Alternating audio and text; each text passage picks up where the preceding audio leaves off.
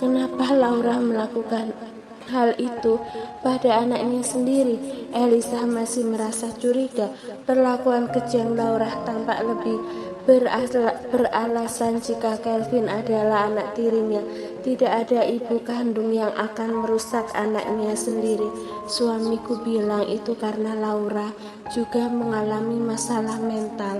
Saat Lily menceritakan hal itu, Bertha mengepalkan tinjunya dengan erat. Kemarahan mengalir di dalam jiwanya saat membayangkan neraka yang harus dialami Kelvin saat masih kecil.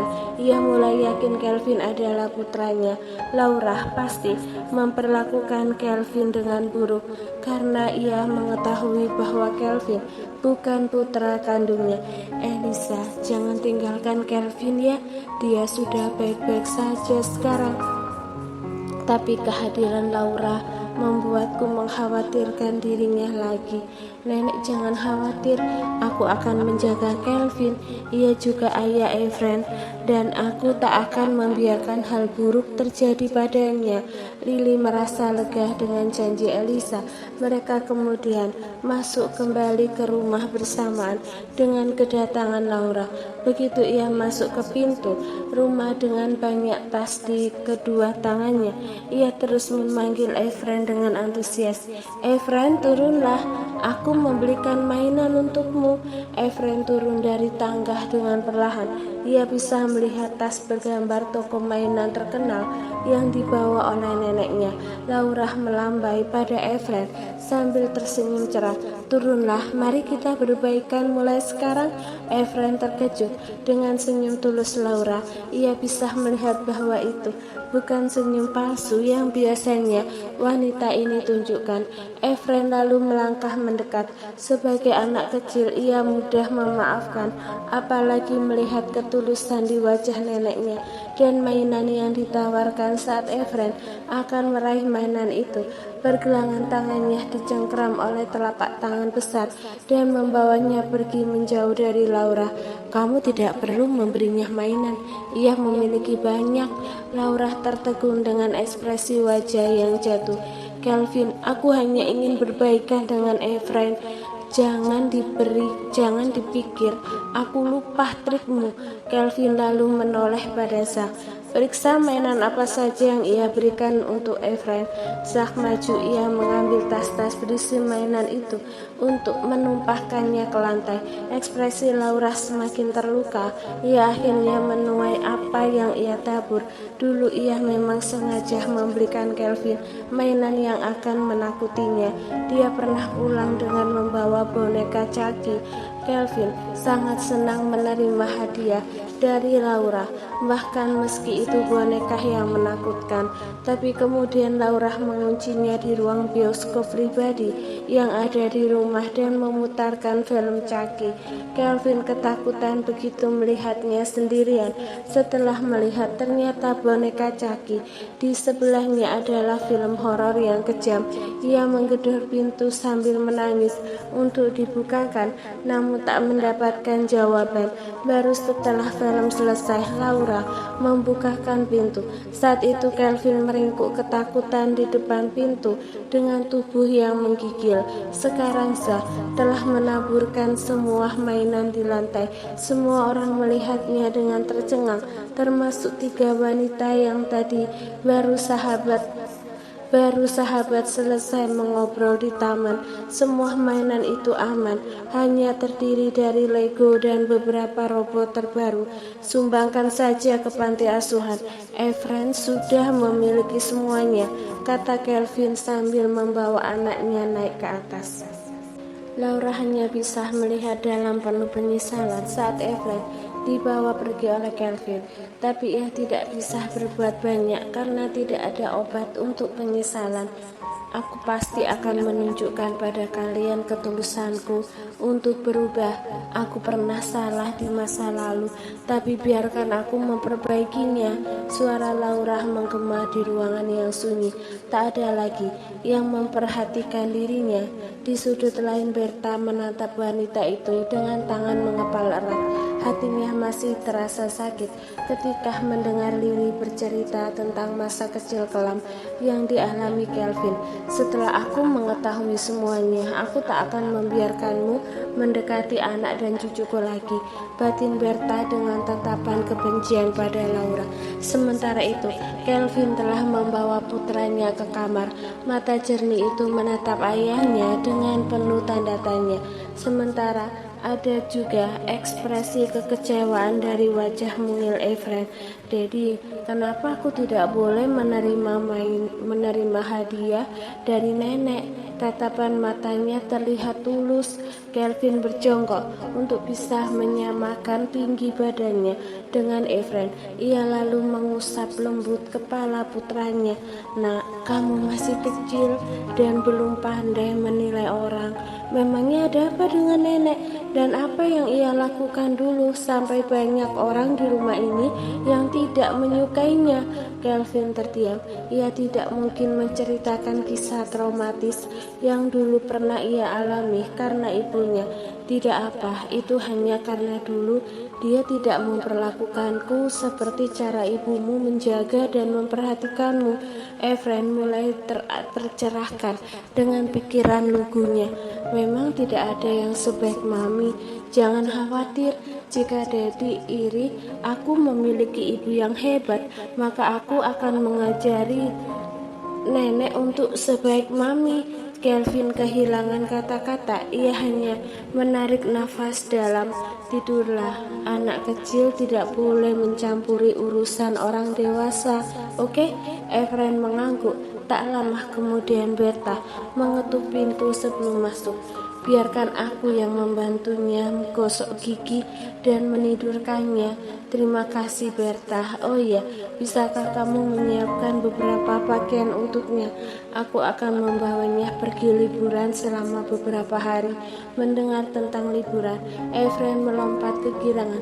Yeay, akhirnya aku akan bertamasya dengan keluarga lengkap untuk pertama kali.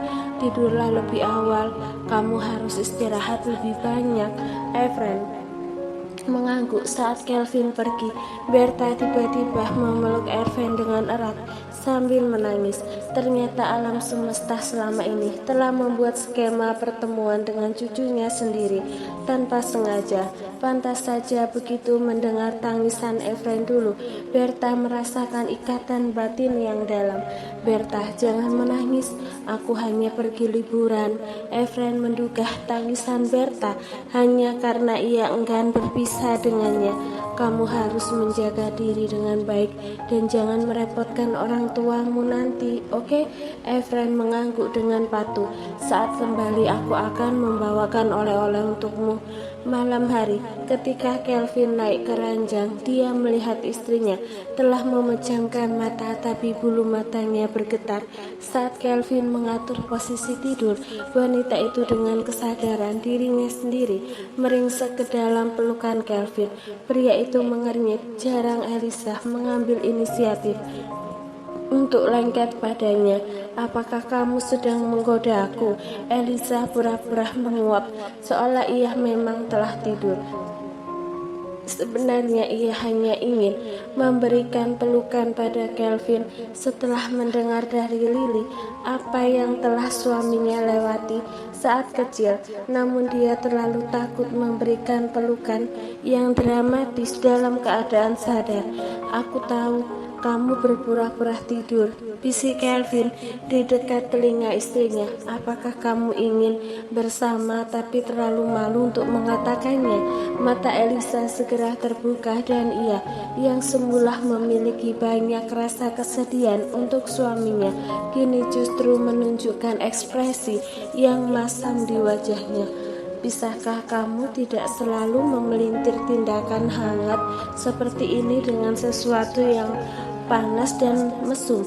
Kelvin tertawa mendengar protes Elisa.